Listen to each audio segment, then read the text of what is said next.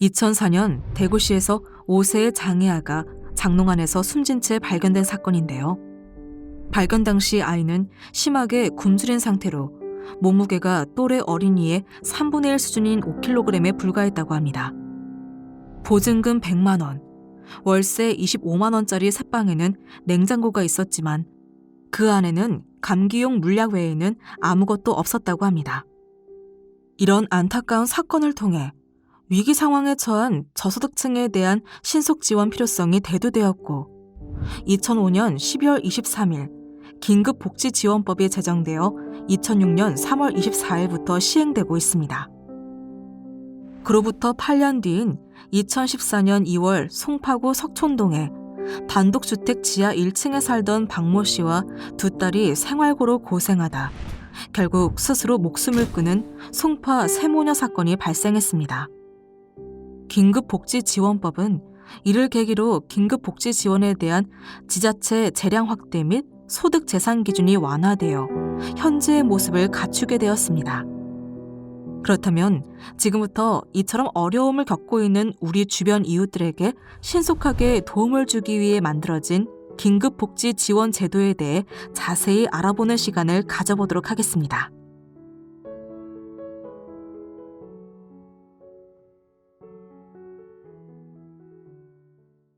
먼저 긴급복지지원제도의 목적과 기본 원칙을 알아보도록 하겠습니다. 긴급복지지원제도란 무엇일까요? 긴급복지지원제도란 저소득 위기가구를 대상으로 위기 사유에 따라 생계, 주거, 의료비 등을 일시적으로 신속하게 지원하는 제도로 빈곤계층으로의 추락을 방지하기 위한 목적을 갖고 있습니다. 다음으로는 긴급복지지원제도의 기본 원칙 3가지를 살펴보겠습니다. 첫 번째 기본 원칙은 선지원 후조사 원칙입니다.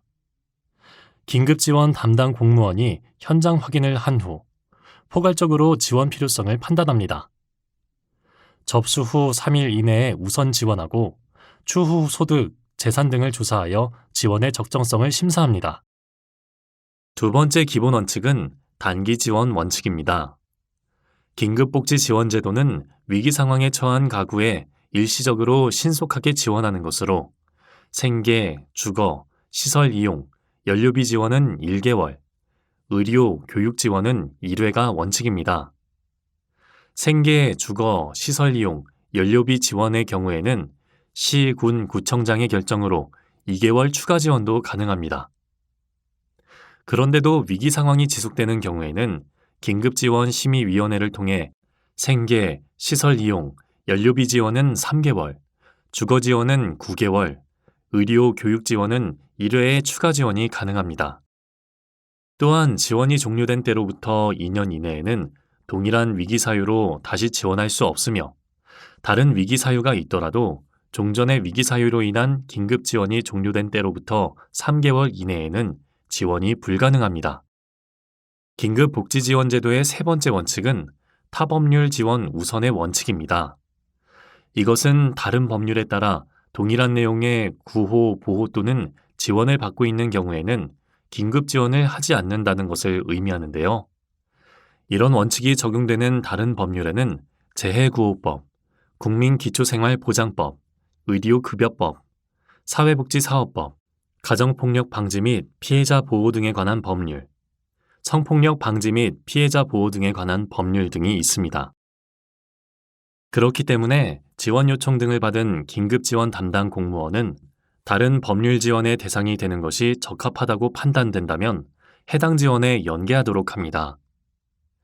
이런 경우 긴급지원 신청자의 위기 상황을 고려하여 다른 법률에 의한 지원 결정이 완료되기 전까지 우선적으로 긴급지원을 할 수 있습니다.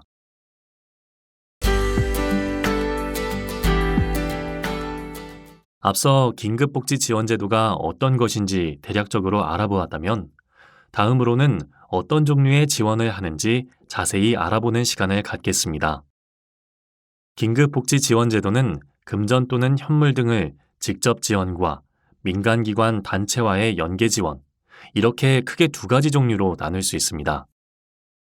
금전 또는 현물 등의 직접 지원에는 생계 지원, 의료 지원, 주거 지원, 사회복지시설 이용 지원, 교육 지원, 그 밖에 연료비 지원 등이 속해 있으며 민간기관, 단체와의 연계 등 지원 부분에는 대한적십자사, 사회복지공동모금회 같은 사회복지기관, 단체로의 연계를 지원하거나 상담, 정보 제공 등이 있습니다. 긴급 지원을 받지 못하는 요청인의 경우라면 민간기관, 단체로의 연계 등을 통해 지원할 수 있답니다. 그렇다면 이렇게 유용한 긴급복지 지원제도는 누가 지원받을 수 있는 걸까요?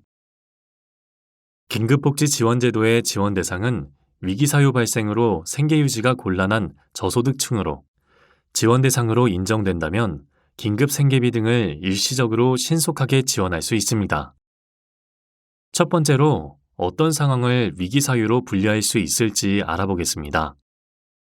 주소득자의 사망, 가출, 행방불명, 구금시설의 수용 등으로 소득을 상실한 경우, 중한 질병 또는 부상을 당한 경우, 가구 구성원으로부터 방임 또는 유기되거나 학대 등을 당한 경우, 가정폭력 또는 성폭력을 당한 경우, 화재 또는 자연재해 등으로 인하여 거주하는 주택 또는 건물에서 생활하기 곤란한 경우, 주소득자 또는 부소득자의 휴업, 폐업 또는 사업장의 화재 등으로 인하여 실질적인 영업이 곤란하게 된 경우, 주소득자 또는 부소득자의 실직으로 소득을 상실한 경우 같은 상황들이 위기사유에 해당되며 이런 경우 선지원 후조사 원칙에 따라 긴급복지 지원을 받을 수 있습니다.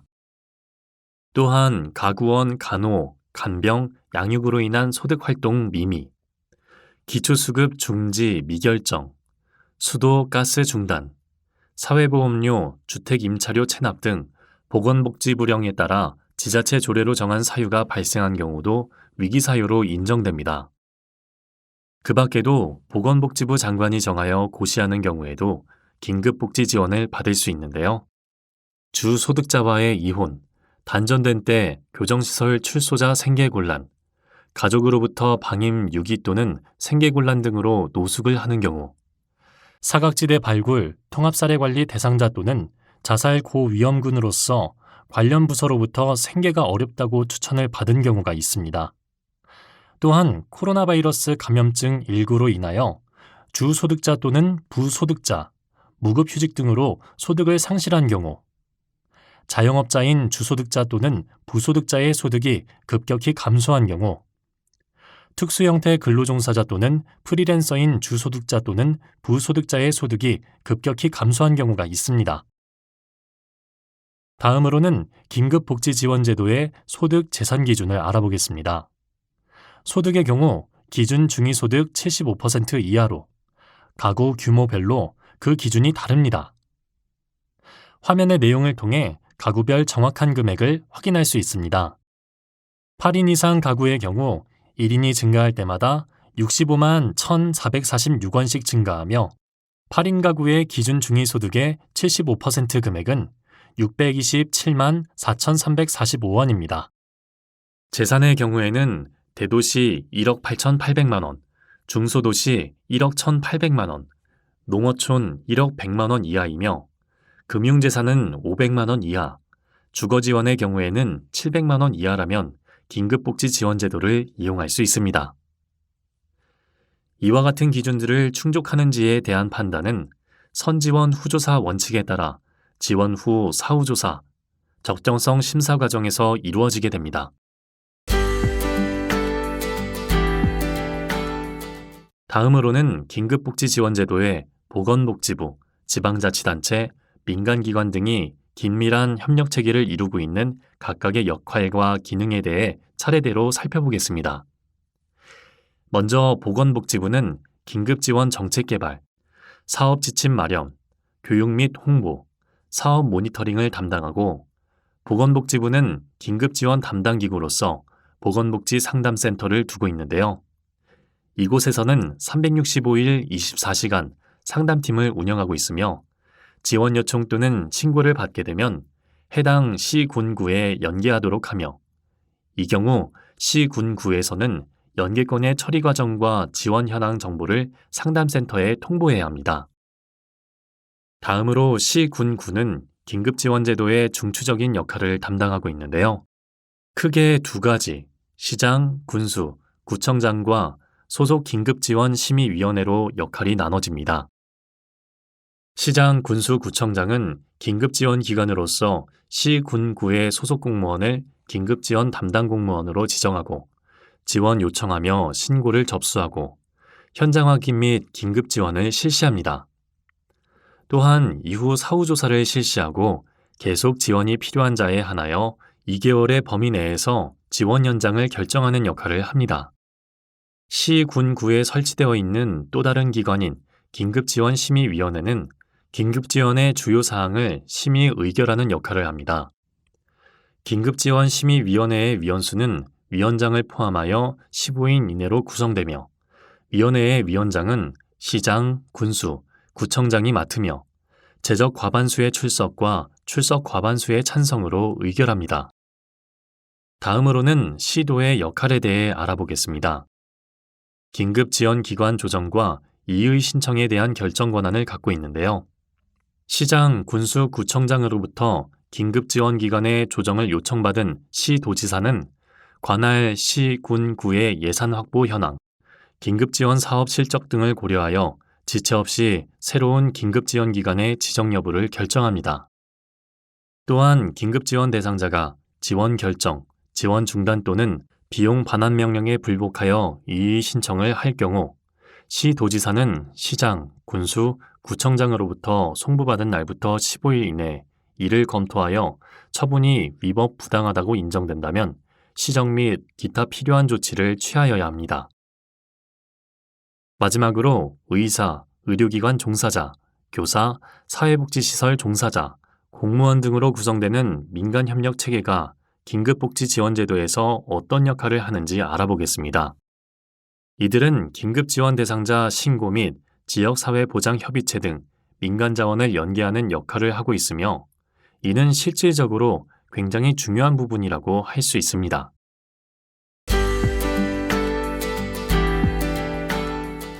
긴급지원에는 다양한 종류의 지원이 있는데요. 크게 주급여와 부가급여로 구분할 수 있습니다.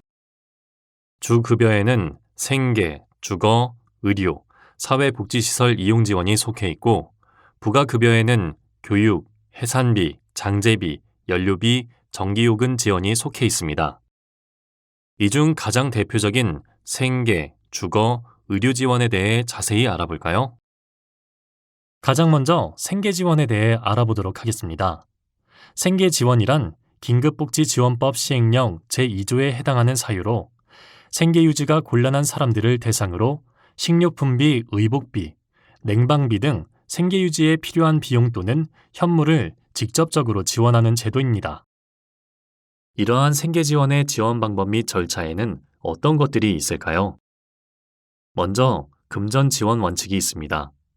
금전 지원 원칙의 경우 지원 결정 후 지체 없이 긴급 지원 대상자 명의의 금융기관 또는 채신관서 계좌로 입금합니다.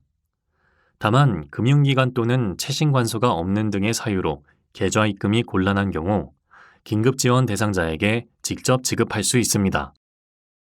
예외적으로 현물 지원 가능한 경우도 있는데요. 긴급지원 대상자가 거동이 불편하여 금융기관을 이용하기 어렵거나 직접 물품을 구매하기 곤란한 경우 등 현금으로 지원하는 것이 적당하지 않을 경우에는 현물을 지원할 수도 있습니다. 또한 주소득자가 중환질병 또는 부상을 당한 경우에는 주소득자가 입원하지 않고 자가 등에서 치료하는 때에도 지원이 가능합니다. 다만 중환질병 또는 부상으로 인한 실업급여, 보험금 등을 받고 있는 경우에는 제외되며 이런 경우 긴급지원 담당 공무원은 중환질병 또는 부상과 주소득자의 근로소득 상실 간 사실관계를 확인해야 합니다. 생계지원금은 가구 구성원의 수에 따라 정해진 액수로 지급하며 1인 가구 기준으로 월 47만 4,600원, 4인 가구에는 126만 6,900원을 지원받을 수 있습니다. 또한 가구 구성원이 7인 이상인 경우 1인 증가할 때마다 22만 5,400원씩 추가 지원하게 됩니다. 생계지원의 경우 시장, 군수, 구청장에 의한 지원은 1개월 선지원이 원칙이며 2개월의 범위 내에서 연장 지원이 가능합니다.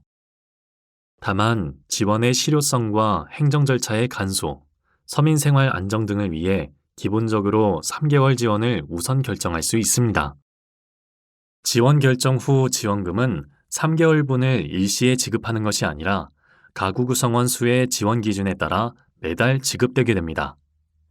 또한 시장, 군수, 구청장에 의한 3개월의 지원에도 불구하고 위기 상황이 계속되는 경우에는 긴급지원심의위원회에서는 심의를 거쳐 3개월의 범위에서 추가 지원도 가능합니다. 집은 인간다운 삶을 유지함에 있어 가장 기본적인 부분이라고 할 수 있겠죠. 이번에는 긴급복지지원법 시행령 제4조에 속하는 주거지원에 대해 알아보도록 하겠습니다. 어떠한 위기 사유의 발생으로 임시거소 제공 또는 주거비 지원이 필요하다고 인정되는 사람은 주거지원의 지원 대상자가 될 수 있습니다. 주거지원은 대도시, 중소도시, 농어촌 지역에 따라 그리고 가구 구성원 수에 따라 주거지원 금액이 달라지는데요. 대도시 4인 가구의 경우 한 달에 64만 3,200원의 한도 내에서 지급됩니다. 위 표의 지원 기준은 상한 금액이며 가구 구성원이 7인 이상인 경우에는 1인 증가할 때마다 대도시 10만 2,300원, 중소도시 6만 7,000원, 농어촌 3만 8,300원씩 추가 지급합니다. 다음으로는 주거지원의 지원 기간에 대해 알아보겠습니다. 기본적으로 생계지원처럼 주거지원 또한 시장, 군수, 구청장에 의한 지원은 1개월 선지원 원칙이며 2개월의 범위 내에서 연장 가능합니다. 그러나 지원의 실효성 제고, 행정 절차의 간소 및 서민생활 안정 등을 위해 기본적으로 3개월 지원을 우선 결정할 수 있고 이럴 경우 지원금은 가구 구성원 수의 지원 기준에 따라 일시가 아닌 매월 지급됩니다.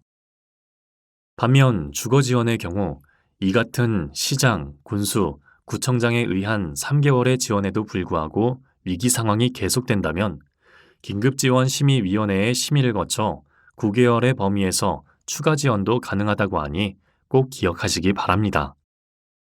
다음으로는 수술 또는 입원이 필요한 중환질병 또는 부상으로 인하여 발생한 의료비를 감당하기 곤란한 사람을 지원하는 긴급복지지원법 시행령 제3조 의료지원에 대해 자세히 알아보겠습니다. 지원 대상의 구체적인 기준을 살펴보면 만성적으로 앓고 있는 질병은 원칙적으로 지원 대상이 되지 않고 타 의료비 지원을 수령한 이후의 잔액이 여전히 감당하기 어렵다고 인정되는 경우 의료비 지원이 중복되지 않는 금액에 대해 차액 지원이 가능합니다. 또한 자살 시도자에 대한 부상에 대한 의료 지원이 가능합니다. 암 환자, 희귀 난치성 질환자, 기초 의료급여 수급자, 알코올 중독, 치매 등 각종 정신질환 등을 포함한 자세한 내용은 교환을 통해 확인하시길 바랍니다. 그런데 만약 의료 지원 요청 후 사망했다면 어떻게 될지 궁금한 분들이 있을 것 같은데요. 이런 경우에는 의료 지원 대상으로 인정받을 수 있습니다. 그러나 통계청 질병분류 4인 코드가 같은 동일 상병으로 이미 지원받은 사람은 대상에서 제외됩니다. 단 환부의 위치가 명확하게 구분되는 경우 각각의 지원을 인정된다고 합니다. 또한 상이한 상병일 경우에는 다시 의료 지원이 가능하며 동일 상병이라도 지원 종료 후 2년이 경과하면 다시 지원이 가능합니다. 이러한 기준에 부합한다면 의료 지원 대상자는 검사, 치료 등 의료 서비스 및 약제비를 지원받을 수 있습니다. 의료 지원은 퇴원 전 신청이 원칙이며 다만 입원 당시 유선전화, 팩스 등으로 명백하게 신청 의사를 밝힌 경우 예외적으로 퇴원 후 신청이 가능합니다. 긴급지원 대상자가 의료 지원을 신청한 경우 시장, 군수, 구청장은 현장 점검 및 진단서, 소견서 등 확인을 통하여 긴급지원 대상자 여부를 확인한 후 의료 서비스를 제공한 의료기관 또는 약국에 소요된 비용을 지급합니다. 의료 지원의 경우 총 5단계로 절차가 지원됩니다. 1. 의료 지원 요청 2. 현장 확인 등으로 대상자 여부를 3일 이내에 확인한 후 의료 지원 대상자 및 의료기관 등의 지원 결정 통보 3. 의료기관에서 진료, 처방약물 조제 등. 4. 의료기관 등이 의료 서비스 제공에 소요된 비용을 시, 군, 구청에 청구. 5. 시장, 군수, 구청장이 의료기관 등에 지급. 이렇게 5단계로 이루어지며 시, 군, 구청장은 약사법에 따라 등록된 약국을 제외한 의료기관으로서 건강보험 환자 진료비를 청구할 경우 반드시 긴급복지지원 구분자인 G코드를 입력할 수 있도록 안내해야 합니다. 의료지원의 경우 300만 원의 범위 내에서 의료기관 등이 긴급지원 대상자에게 제공한 의료 서비스 비용 중 약제비, 본인부담금 및 비급여 항목에 대하여 지원받을 수 있는데요. 다양한 의료지원의 지원 금액 및 지원 범위에 대해 자세히 살펴보겠습니다. 수술 또는 입원이 필요한 질병, 부상에 따른 수술 입원 진료 및 당일 외래 수술을 지원하고 수술에 준하는 시술을 포함하며 당일 외래 진료는 입원 및 수술 진료와 연계되는 경우에 한하여 인정됩니다. 간병비, 의료기구 구입비, 재증명료, 보호자 식대, 비급여 입원료, 비급여 식대는 의료지원 항목에 포함되지 않습니다. 의료지원을 받기 위해서는 지원이 결정된 질병에 대한 입원에서 퇴원까지 검사, 치료에 소요된 비용을 지원하되 퇴원 전에 긴급 의료지원을 요청해야 합니다. 또한 예를 들어 중한 부상으로 정형외과로 입원한 자가 치료가 종료되어 재활과로 옮긴 경우처럼 지원 대상자가 본래 진료과에서 긴급한 치료가 종료되어 진료과를 옮긴 경우에는 지원이 종료됩니다. 지원 요청 후 입원한 의료기관을 변경했을 때는 의사, 수술 장비가 없는 경우 등 치료의 목적상 불가피하게 옮긴 경우에 한해 전 의료기관에서 관련 증빙을 제출 후 지원이 가능합니다. 의료지원은 요양급여 본인부담금을 우선 지원하며 지원 금액이 10만 원 미만의 소액인 경우 지원하지 않습니다. 지원 요청자 중 사보험 가입자의 경우에는 시장, 군수, 구청장은 해당 보험사로부터 수령 또는 수령할 보험 금액을 차감하여 지급됩니다. 이러한 의료 지원은 1회 지원이 원칙이며 1회 지원 후에도 위기 상황이 계속되는 경우에는 긴급지원심의위원회의 심의를 거쳐 1회 추가 지원할 수 있습니다. 또한 퇴원 전에 연장 여부를 결정하여야 하지만 부득이한 사정으로 퇴원이 임박하여 연장 요청을 하는 경우 퇴원 후에 심의가 가능합니다. 지금까지 알아본 긴급복지 지원들이 실제로 어떻게 적용되고 지원되는지 2가지 실제 사례를 통해 살펴보겠습니다.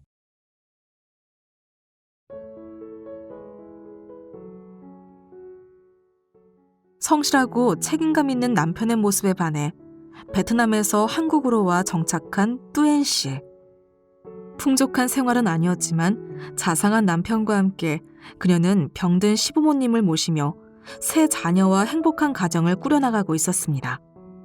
그러던 어느 날 양식장에서 일하던 남편이 발을 헛디뎌 떨어지는 불의의 사고를 당하면서 뚜엔 씨 가족의 단란한 행복도 산산이 부서지고 말았습니다.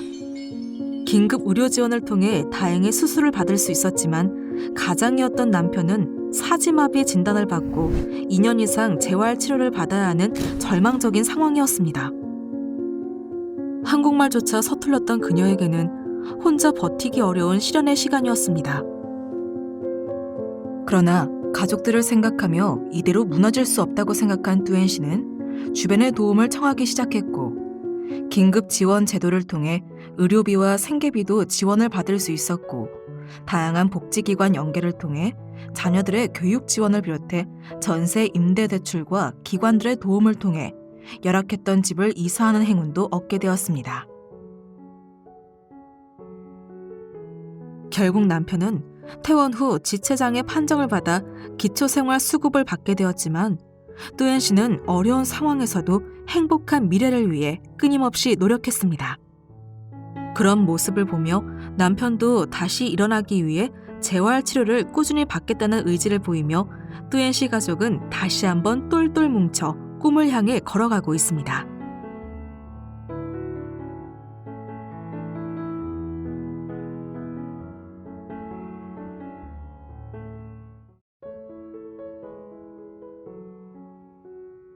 김보성 씨는 가구 공장에서 일을 하며 아내와 지적장애 1급 아들을 돌보는 행복한 가장이었습니다.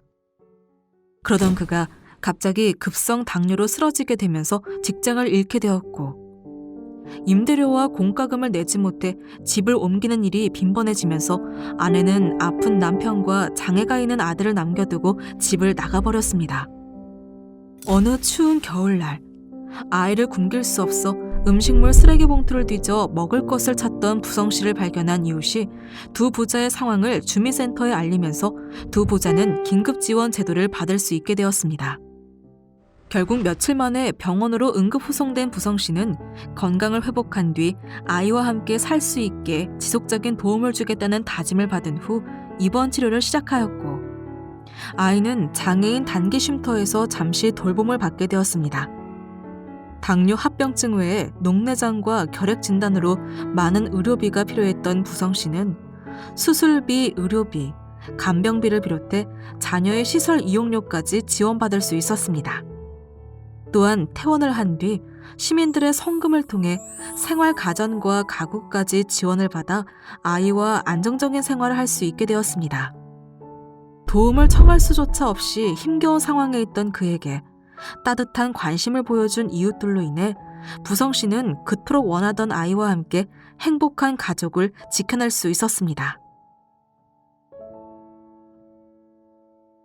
정말 어려운 상황에 처해 있었지만 긴급 의료 지원과 생계비 지원 등을 통해 갑작스런 위기 상황에서 헤쳐나올 수 있었던 뚜웬 씨와 부성 씨.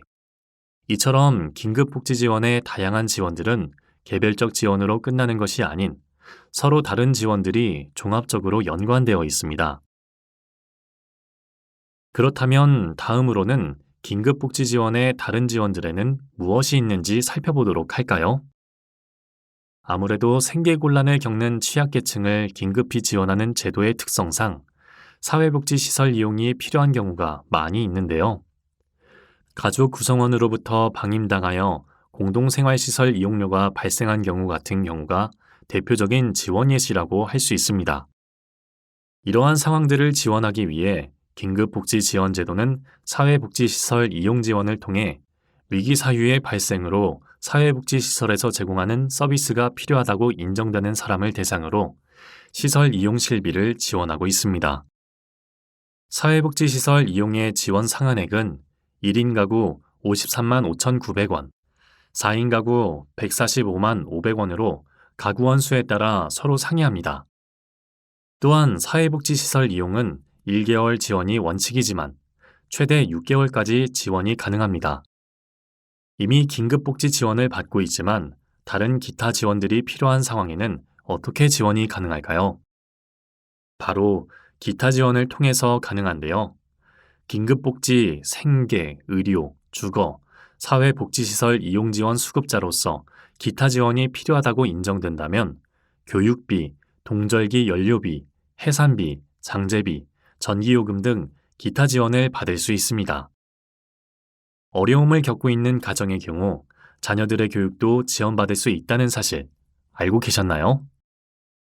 긴급복지 교육 지원의 지원 대상은 학교 또는 시설에 입학하거나 재학 중인 사람 중 교육비 지원이 필요하다고 인정하는 사람이며 초등학교, 공민학교, 중학교, 고등공민학교, 고등학교, 고등기술학교, 특수학교, 평생교육시설에서 교육받는 자녀가 있다면 도움을 받을 수 있습니다. 교육 지원의 경우 수업료, 입학금, 학교 운영 지원비 및 학용품비 등을 금전이나 물품으로 지급받을 수 있습니다.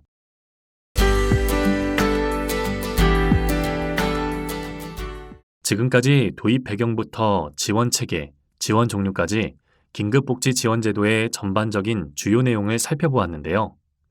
이번 시간에는 특별히 의료기관 및 노숙인 시설 종사자분들을 위한 정보를 더 알아보도록 하겠습니다. 주로 병원이나 요양시설 등 의료기관에서 일하다 보면 비용 부분 때문에 치료를 받지 못하는 어려운 상황에 처해 있는 분들을 자주 만나실 텐데요. 그동안 도움을 드리고 싶지만 방법이 없어 고민이셨던 경우가 있었다면 지금부터 집중해 주세요. 긴급의료비 지원은 수술 또는 입원이 필요한 중한 질병 또는 부상으로 입원 또는 수술한 경우, 의료급여 수급자의 경우 수술 또는 중환자실 이용 등 긴급한 사유가 발생한 때 신청할 수 있습니다. 다만 암 환자 및 희귀 난치성 질환자의 경우 보건소 지원 사업을 우선 연계하도록 합니다. 이뿐만 아니라 만성질환자의 경우 원칙적으로 지원 대상이 아니지만 악화되어 긴급한 진료가 필요한 경우 지원이 가능하다고 하니 명심해 주세요. 지원 대상으로 인정되는 경우 300만 원 이내 약제비, 본인 부담금, 비급여 항목에 한해 긴급 의료비 지원이 가능한데요. 그렇다면 지원이 불가한 항목에는 어떤 것들이 있을까요? 간병비, 의료기구 구입비, 재증명료, 비급여 입원료 및 식대, 보호자 식대 등은 긴급 의료 지원으로 지원이 불가능합니다. 긴급 의료비 지원 절차는 다음과 같습니다. 다음으로는 노숙인 시설 종사자분들을 위한 내용도 알아보겠습니다. 가족으로부터 방임, 유기 또는 생계유지 곤란 등으로 노숙한 지 6개월 미만인 노숙인의 경우 긴급복지 지원을 지원받을 수 있습니다. 신청한 노숙인 시설 및 노숙인 종합지원센터에서 주거지원 등에 대한 임시거주지 마련 및 사후관리 협조가 이루어져야 합니다.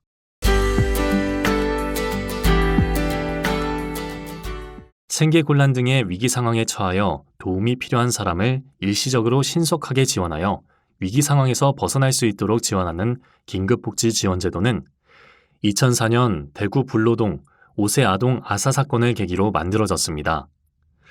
이후 2014년 송파 새 모녀 사건으로 긴급복지 지원에 대한 지자체 재량 확대 및 소득재산 기준 완화하는 등의 변화를 거쳐 지금의 모습으로 바뀌었는데요.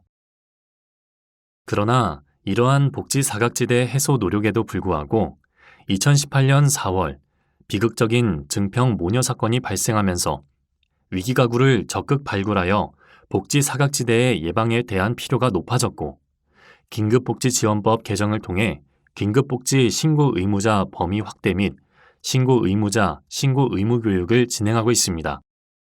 이렇게 만들어진 긴급복지 신고 의무자 제도는 긴급지원 신고 의무자의 신고 의무 교육을 통해 위기가구를 적극 발굴하고 복지 사각지대를 예방하기 위한 목적을 갖고 있습니다. 긴급복지지원법 제7조에 의거해 신고 의무 교육을 받도록 되어 있는 신고 의무자에는 공무원을 비롯해 의료기관의 종사자, 사회복지시설의 종사자, 장애인 활동 지원에 관한 법률 제20조에 따른 장애인 활동 지원 기관의 장 및 종사자와 활동 지원 인력이 속해 있습니다. 또한 교원, 직원, 산학 겸임교사, 강사를 비롯해 학원의 설립 운영 및 과외 교습에 관한 법률 제6조에 따른 학원의 운영자, 강사, 직원, 교습소의 교습자, 직원도 포함됩니다. 각종 법령에 따라 건강가정지원센터, 평생교육기관의 장과 그 종사자, 청소년 시설 및 청소년 단체, 청소년 보호 재활센터의 장과 그 종사자도 포함되어 있습니다. 그 밖에 긴급지원 대상자를 발견할 수 있는 자로서 보건복지부령으로 정하는 자도 의무적으로 교육을 받아야 하는데요. 이장 및 통장을 비롯해 동리의 새마을 지도자 및 부녀회장이 포함되며 별정우체국법에 따라 별정우체국의 직원도 교육 대상이 됩니다. 긴급복지 신고 의무자 교육은 긴급복지지원법 시행규칙 제2조의 3, 제3항에 의거해 매년 1시간 이상 이수해야 하는데요. 자격취득이나 보수교육 과정에 긴급지원 신고 의무 교육을 매년 1시간 이상 포함하여 실시하고 있으며 긴급지원 신고 의무자가 소속된 기관, 시설 등의 장은 긴급복지 신고 의무 교육을 매년 1시간 이상 실시해야 합니다. 그렇다면 긴급복지 신고 의무자 교육에서는 어떤 내용을 배울 수 있을까요?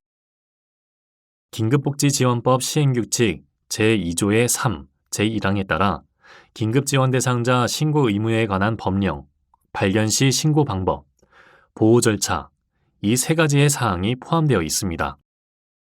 긴급복지 신고 의무자 교육은 보통 집합교육이나 인터넷 강의 등의 방법으로 실시되고 있으니 잊지 말고 꼭 챙겨주세요. 또한 긴급복지 신고 의무자가 소속된 기관, 시설 등의 장에게는 소속 긴급복지 신고 의무자에 대한 신고 의무 교육을 실시할 의무가 있습니다. 또한 실시 결과를 다음해 1월까지 안내받은 소속 시군구 관할 부서에 제출해야 합니다. 그 후 지자체 중앙행정기관은 3월까지 보건복지부로 실시 결과를 제출해 교육 이수 여부를 확인하고 있습니다.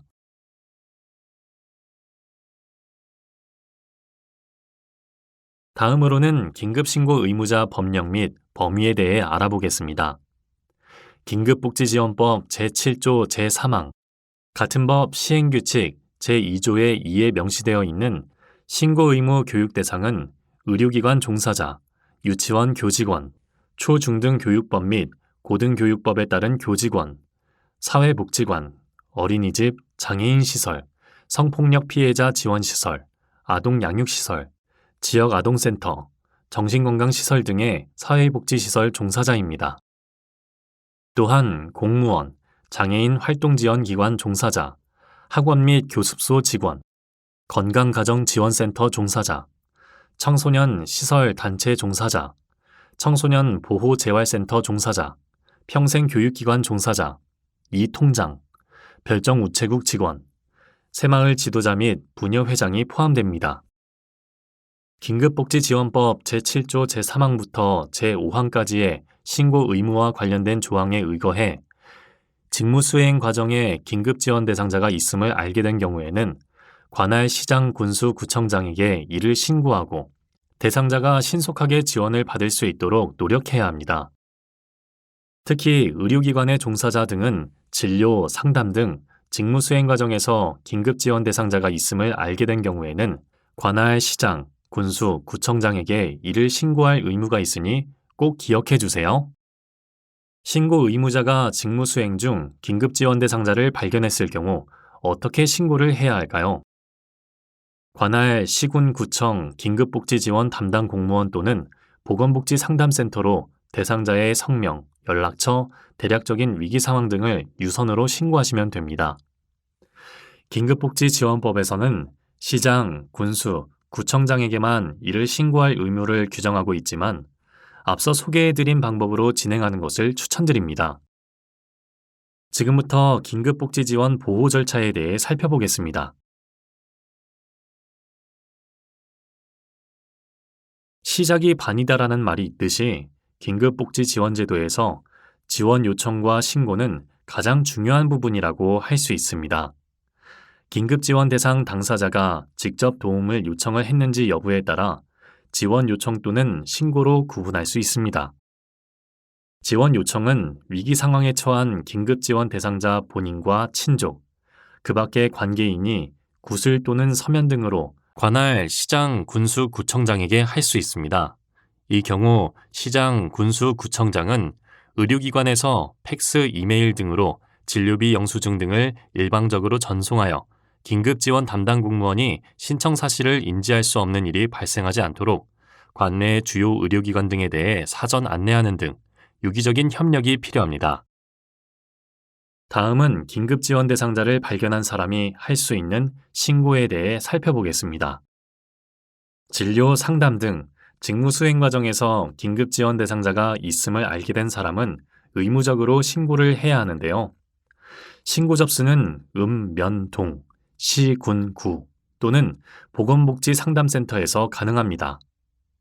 이렇게 긴급복지 신고 의무자에게서 긴급지원의 요청 및 신고 전화를 받았다면 보건복지상담센터 상담원은 지체 없이 시군구 긴급지원 담당 공무원 또는 기존의 응급지원 관련 기관에 연계해야 하며 시군구청장은 위기 상황을 확인하기 위하여 필요한 경우 관할 경찰관서, 소방관서 등 관계 행정기관의 장에 협조를 요청할 수 있으며 이 경우 관계 행정기관의 장은 정당한 사유가 없으면 그 요청에 따라야 합니다. 두 번째 과정은 긴급 지원을 요청하거나 신고 또는 발견된 사람에 대한 위기 상황을 파악하여 지원 여부를 결정하기 위하여 실시하는 현장 확인입니다. 직접 지원 요청 또는 신고를 접수하거나 보건복지상담센터 상담원으로부터 지원 요청 또는 신고권을 연계받은 긴급지원 담당 공무원이 현장 확인을 수행하게 되는데요. 이외에도 읍면동 공무원, 경찰, 소방서 등 행정기관, 의료기관, 복지기관 등 관계기관, 지역사회 보장협의체위원, 복지통장 또는 이장이 작성한 현장 확인서도 인정될 수 있습니다. 현장 확인은 지원 요청 또는 신고를 받은 후 지체 없이 실시해야 하며 사회보장 정보 시스템에 지원 대상자에 대한 신청 등록을 입력해야 합니다. 현장 확인을 통해 지원의 필요성이 인정된다면 시장, 군수, 구청장은 긴급지원 담당 공무원의 지원을 결정하고 지원해야 합니다. 다음 절차는 사후조사로 긴급지원 대상자의 소득 또는 재산 등을 조사하여 우선 실시한 선지원이 적정한지 여부를 판단하는 근거를 확보하기 위해 실시하게 됩니다. 지원 결정일로부터 1개월 이내에 사후조사를 완료하는 것이 원칙입니다. 그 후 긴급지원심의위원회에서 시장, 군수, 구청장의 사후조사 결과를 참고하여 우선 실시된 지원의 적정성 여부를 심사합니다.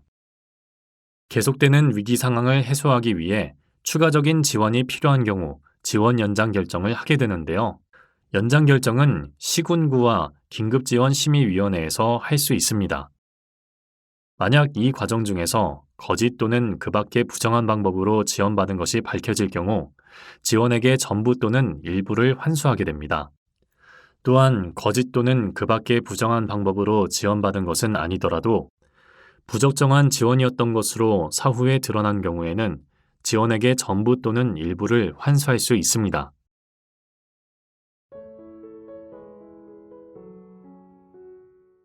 이정수 씨는 사실혼 배우자와 암투병을 하고 있는 장모님과 아들 한 명과 함께 모텔에서 5년째 살고 있었습니다. 사업 실패 후 일자리를 잃고 수입도 일정치 않아 월세가 10개월가량 밀려있던 상황. 급기야 모텔에서는 단전 단수 조치를 취하며 강제 퇴거 도촉하자 그는 모텔 사장과 다툼하던 도중 경찰 조사까지 받게 되고 맙니다. 그러나 다행히도 정수 씨 가족의 열악한 주거 환경과 경제적인 어려움을 알게 된 경찰관이 동주민센터에 신고해 주었고 이후 국가 긴급복지를 통해 급한 생활비를 3개월 동안 지원받을 수 있었습니다.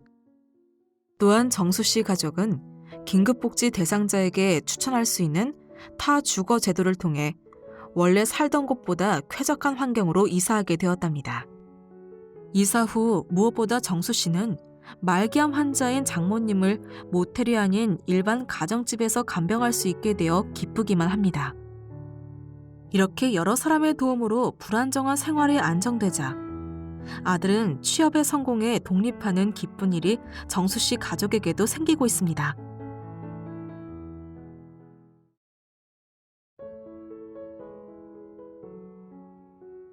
인적사항 파악 및 병원비 지원 검토를 요청하는 112의 신고 전화로 발견된 자살 시도자 김빛나 씨. 그녀는 내방 상담을 했지만 실업급여를 받고 있어 복지 대상자는 해당이 되지 않아 실업급여 종료 후 다시 상담하기로 한 대상자였습니다. 빛나 씨는 신고를 전달받은 담당자가 곧바로 입원 병원에 찾아가 상담을 한 후 긴급 복지 지원을 받을 수 있었습니다. 그러나 며칠 후 이웃들에게 여성이 살던 원룸에서 강아지 짖는 소리가 너무 시끄럽다는 민원이 들어왔습니다.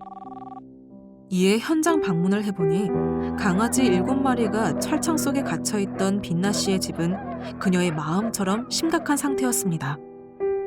미혼의 1인 단독 가구로 부모와도 단절되었던 대상자의 강아지를 맡아줄 사람이 없었던 것이었습니다. 소중한 생명을 차마 외면할 수 없어 7마리의 강아지를 돌보던 담당자들은 이대로 강아지를 방치해두는 건 학대나 다름없기 때문에 강아지를 입양을 보낼 것을 지속적으로 견주를 설득했고 결국 5마리는 입양을 보내고 2마리는 빛나 씨가 태어날 때 안전하게 인도될 수 있었습니다. 한때 극단적 선택까지 했었던 그녀는 긴급복지 생계비, 의료비를 지원받아 안정적으로 치료를 받은 후 퇴원해 맞춤형 급여를 비롯해 정신건강복지센터에 연계하여 우울증 치료를 지속적으로 받고 있습니다. 자살 시도자에 대한 담당 경찰관의 신고와 강아지 짖는 소리가 너무 시끄럽다는 이웃의 신고로 발굴된 사례입니다. 작은 관심과 배려로 인해 우울증을 겪고 있던 자살 시도자는 물론이고 아무도 돌봐줄 수 없었던 강아지까지 더 나은 삶을 찾을 수 있게 되었습니다.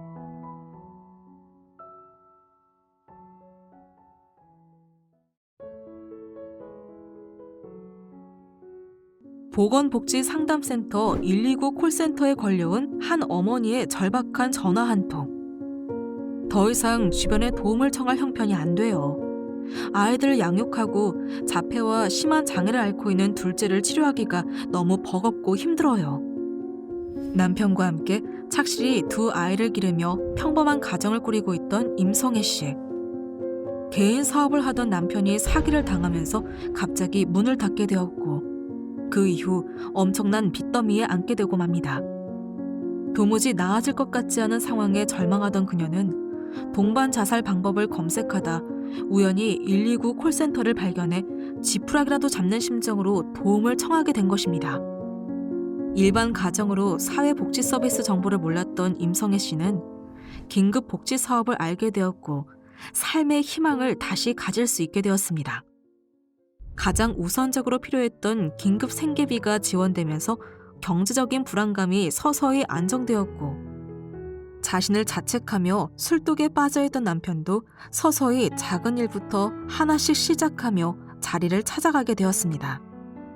이후 몸이 불편한 둘째를 돌봐주는 활동 보조인 서비스가 되면서 부부 모두 정기적인 일자리를 다닐 수 있게 되었고 최근에는 가까운 지인들의 빚을 조금씩 갚아나가고 있다는 성애 씨. 많은 이들의 도움을 통해 그녀는 조금씩 예전처럼 소소한 일상의 행복을 찾아가고 있습니다. 지금까지 긴급복지 지원 사례들을 살펴보았는데 어땠나요? 우리 주변의 이웃들의 이야기를 통해 신고의 의무를 가진 신고 의무자의 역할이 정말 중요하다는 것을 생생히 느낄 수 있었을 것 같아요.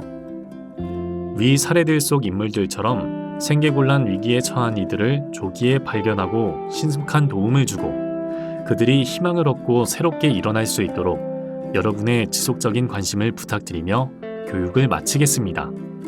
감사합니다. 오늘 학습한 내용을 퀴즈를 통해 확인해 볼까요?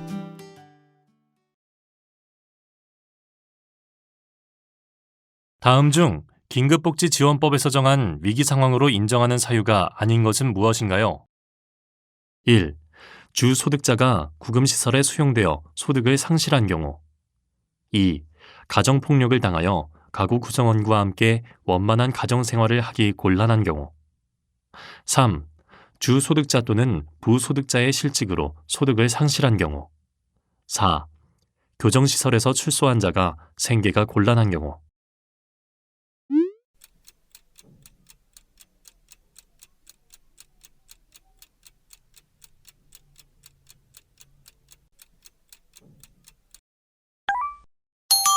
정답은 4.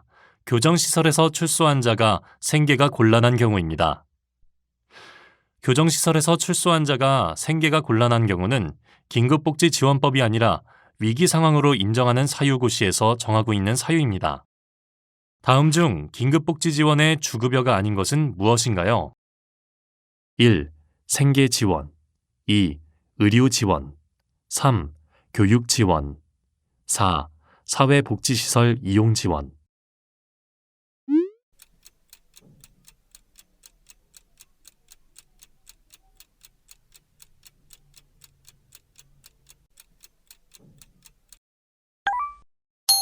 정답은 3. 교육지원입니다.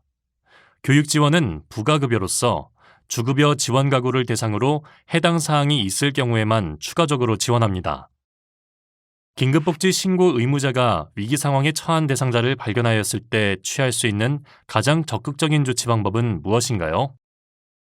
1. 대상자를 발견하였다면 최대한 빨리 시군구 사회복지부서에 알린다. 2. 얼마나 어려울지 걱정하고 공감해주면 된다. 3. 모르는 사람이기 때문에 간섭하지 않는다.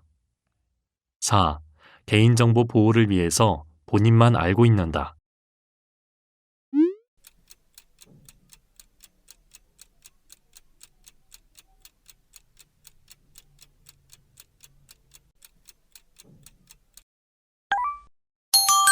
정답은 1. 대상자를 발견하였다면 최대한 빨리 시군구 사회복지부서에 알린다입니다. 긴급복지 신고 의무자가 위기 상황에 처한 대상자를 발견하였을 때 취할 수 있는 가장 적극적인 조치 방법은 대상자를 발견하였을 때 최대한 빨리 시군구 사회복지부서에 알리는 것입니다. 다음 중 긴급복지지원법에서 정하고 있는 긴급복지 신고 의무자는 누구인가요? 1. 공무원 시험 준비 중인 취업준비생. 2. 경로당에 놀러온 어르신. 3. 대기업 근무 중인 회사원. 4. 의료기관에 근무하는 의료인.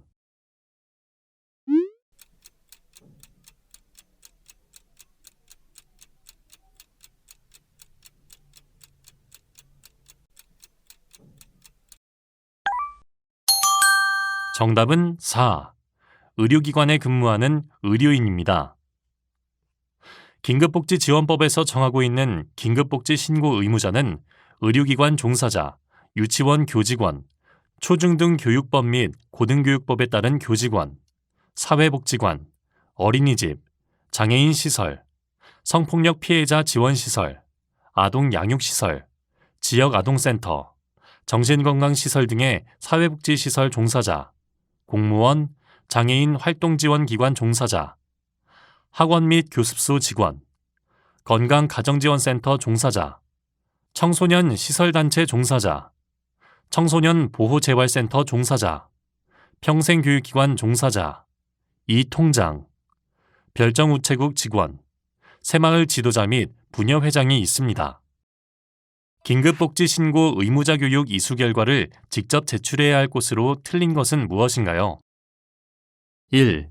보건복지부 긴급복지 신고 의무자 교육 소관과로 제출. 2. 학원 강사는 관할 교육지원청으로 제출. 3. 의료기관 종사자는 관할 보건소 또는 보건의료원으로 제출. 4. 초, 중, 고등학교 교사는 관할 교육지원청으로 제출.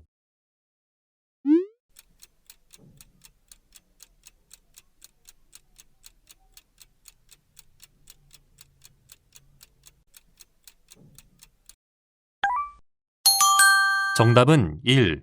보건복지부 긴급복지신고 의무자교육 소관과로 제출입니다. 보건복지부 긴급복지소관과는 각 교육 대상자별 취합기관에서 결과를 취합하여 제출하는 최종 제출처입니다. 긴급지원제도의 4대 원칙이 아닌 것은 무엇인가요? 1. 선지원 후조사의 원칙. 2. 장기지원의 원칙. 3. 가구단위 지원의 원칙. 4. 타법률 우선의 원칙.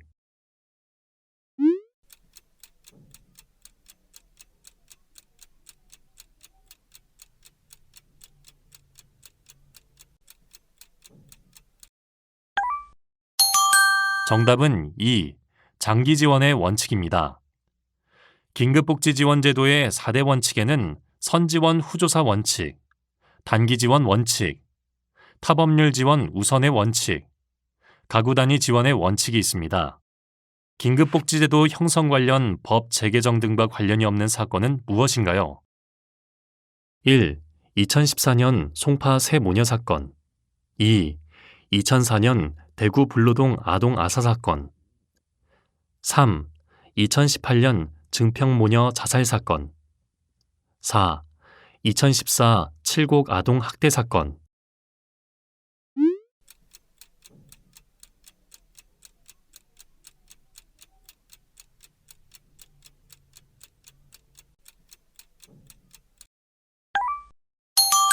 정답은 4. 2014년 칠곡 아동학대 사건입니다.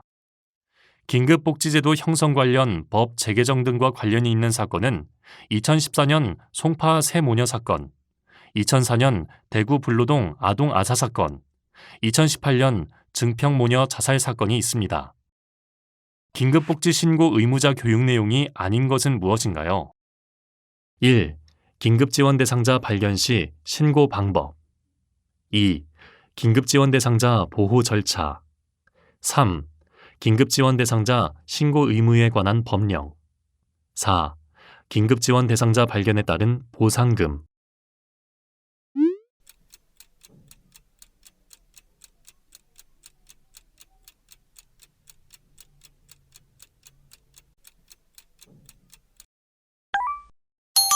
정답은 4. 긴급지원 대상자 발견에 따른 보상금입니다.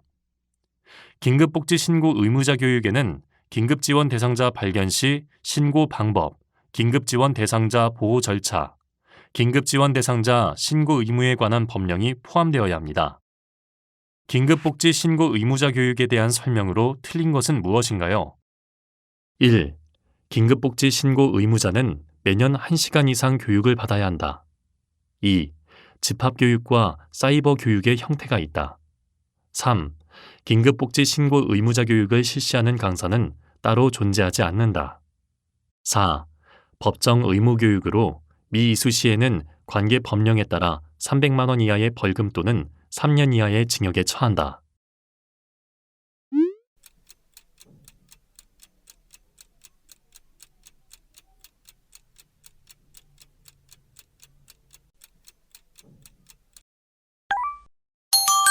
정답은 4. 법정 의무 교육으로 미이수 시에는 관계 법령에 따라 300만 원 이하의 벌금 또는 3년 이하의 징역에 처한다입니다. 긴급복지지원법 제7조 및 동법 시행규칙 제2조의 3에 따른 법정 의무 교육이기는 하나 미이수에 따른 양벌 규정은 따로 없습니다. 긴급복지제도의 급여에 대한 설명으로 틀린 것은 무엇인가요? 1. 중한 질병으로 발생한 의료비를 감당하기 어려운 경우 의료 지원. 2. 전기 단전 예방을 위한 전기요금 지원. 3. 위기 사유 발생으로 임시 거소 또는 주거비 지원이 필요한 경우 주거 지원. 4. 위기 사유 발생으로 사회복지사업법에 따른 사회복지시설에서 제공하는 서비스가 필요한 경우 사회복지시설 이용 지원.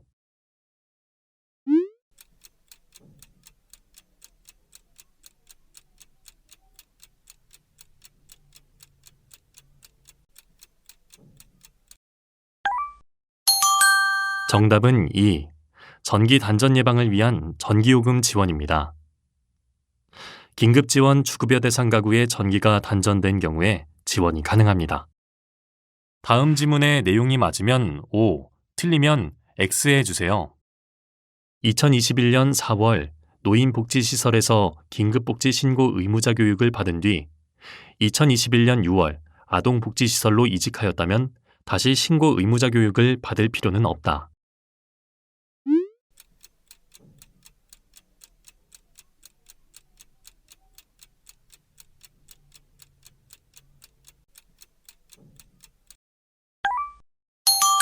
정답은 5. 2021년 4월 노인복지시설에서 긴급복지 신고 의무자 교육을 받은 뒤 2021년 6월 아동복지시설로 이직하였다면 다시 신고 의무자 교육을 받을 필요는 없습니다.